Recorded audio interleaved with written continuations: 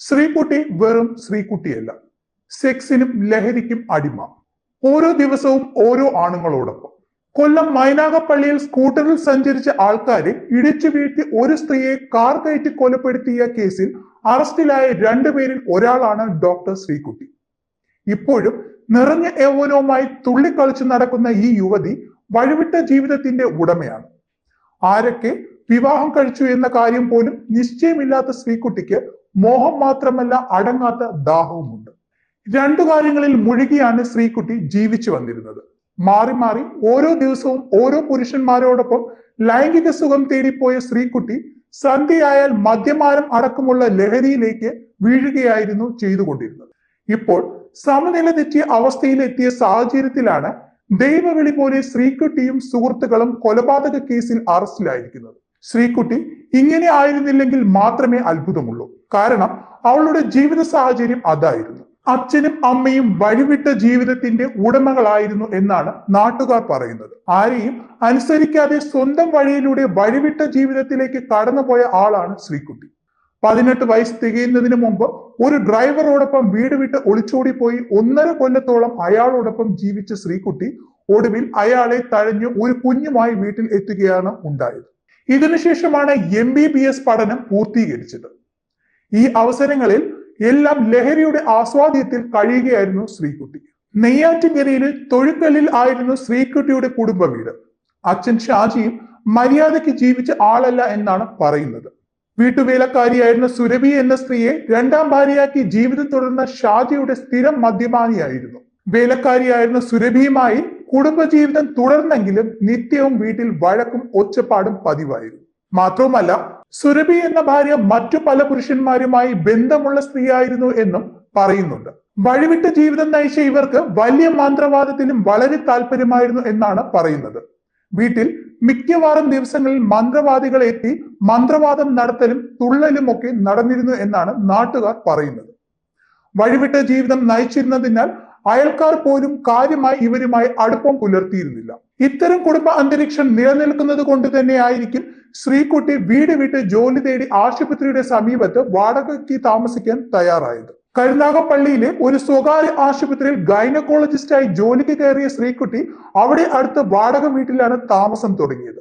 ആശുപത്രിയിൽ ചികിത്സ തേടിയെത്തി അജ്മൽ എന്ന യുവാവുമായി അടുപ്പത്തിലായ ശ്രീകുട്ടി അയാളോടൊപ്പം കൂടുതൽ അടുക്കുന്ന സ്ഥിതിയാണ് ഉണ്ടായത്. ശ്രീകുട്ടിയുടെ വാടക വീട്ടിൽ ഇയാളും സുഹൃത്തുക്കളും എത്തിച്ചേരുകയും എല്ലാ ദിവസവും മദ്യസൽക്കാരവും ലഹരി പാർട്ടികളും നടക്കുക പതിവായിരുന്നു എന്നും നാട്ടുകാർ പറയുന്നുണ്ട്. അജ്മലുമായി ഉണ്ടായ അടുപ്പം ശക്തമായതോടുകൂടി സ്ഥിരമായി അയാളുമൊത്ത് ചുറ്റിക്കറങ്ങി നടക്കുന്ന ഏർപ്പാടും ഉണ്ടായി. ഇപ്പോൾ പോലീസ് പിടിയിലായ അജ്മൽ ഇതിനു മുമ്പ് പല കേസുകളിലും പ്രതി ചേർക്കപ്പെട്ട ആള് എന്നാണ് പോലീസ് പറയുന്നത്. ലഹരി വസ്തുക്കളുടെ വിൽപ്പനയിലും പലതരം ഗുണ്ടാ പ്രവർത്തനങ്ങളിലും ഒക്കെ അജ്മൽ ഇടപെട്ടിരുന്നതായും ഇത്തരം കേസുകളിൽ പ്രതിയായിട്ടുള്ളതായും പോലീസ് പറയുന്നുണ്ട്. സംഭവം നടന്ന ദിവസം ശ്രീകുട്ടിയുടെ വാടക വീട്ടിൽ വെച്ച് മറ്റു സുഹൃത്തുക്കളും മദ്യപാനം നടത്തിയിരുന്നുവെന്നും ഒടുവിൽ വളരെ വൈകി സമനില തെറ്റിയ അവസ്ഥയിലായപ്പോഴാണ് കാറുമെടുത്ത് ശ്രീകുട്ടി അജ്മലും കൂടി പുറത്തേക്ക് പോയതെന്നാണ് നാട്ടുകാർ പറയുന്നത്. ശ്രീകുട്ടിയുടെ വീട്ടിൽ മദ്യപാനം നടന്നതിന്റെയും എല്ലാവരും തമ്മിൽ വലിയ ഒച്ചത്തിൽ സംസാരിച്ചതിന്റെയും സാക്ഷികളായ അയൽക്കാരാണ് ഈ വിവരം പോലീസിനോട് പറഞ്ഞത്. മദ്യപിച്ച് ലക്കുകെട്ട് കാറുമായി ഇറങ്ങിയ അജ്മലും ശ്രീകുട്ടിയും അമിത വേഗത്തിൽ വണ്ടി ഓടിച്ചാണ് സ്കൂട്ടർ യാത്രികരെ ഇടിച്ചു വീഴ്ത്തിയത്. സംഭവ സ്ഥലത്തേക്ക് ഓടിക്കൂടിയ ആൾക്കാർ തടഞ്ഞപ്പോഴേക്കും വേഗത്തിൽ കാർ ഓടിച്ച് സ്കൂട്ടറിൽ നിന്നും വീണ സ്ത്രീയുടെ ശരീരത്തിലൂടെ കാർ കയറ്റി പോയതാണ് മരണത്തിന് കാരണമായത്. കാറിന് പിറകെ പാഞ്ഞെത്തിയ നാട്ടുകാരാണ് ഒടുവിൽ രണ്ടുപേരെയും തടഞ്ഞു നിർത്തി പോലീസിന് കൈമാറിയത്. ആരെയും അനുസരിക്കുകയോ അംഗീകരിക്കുകയോ ചെയ്യാത്ത സ്വന്തം ഇഷ്ടപ്രകാരം വഴിവിട്ട ജീവിതത്തിലേക്ക് കടന്നുപോയ ശ്രീകുട്ടി പുരുഷന്മാരായ സുഹൃത്തുക്കളുടെ ആവേശമായിരുന്നു എന്നാണ് പറയപ്പെടുന്നത്.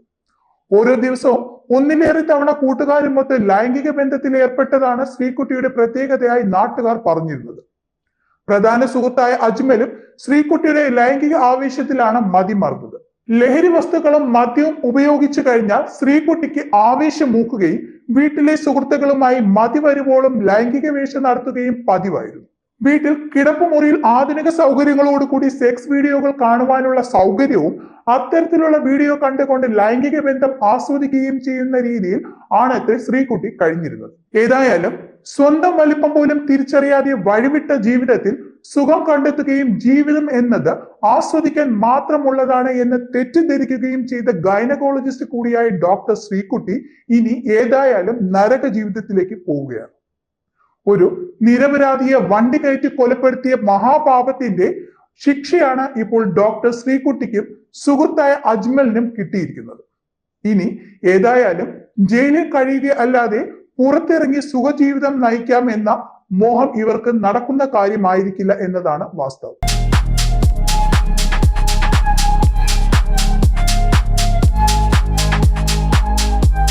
വാഗൺ സ്പൈസസ് വാഗമണിലെ എല്ലാ ഒറിജിനൽ പ്രോഡക്ട്സും തിരുവനന്തപുരത്ത് ഒരു കുടക്കീഴിൽ ജ്യോതിപുരം ഫുഡ് സേഫ്റ്റി ഓഫീസിന്റെ മുൻവശത്ത് പ്രവർത്തനം ആരംഭിച്ചിരിക്കുന്നു.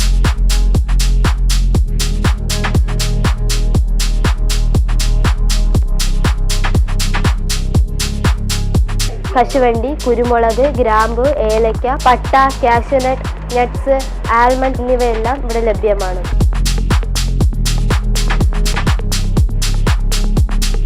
ബന്ധപ്പെടേണ്ട നമ്പർ 7994007599 അല്ലെങ്കിൽ 9656417599.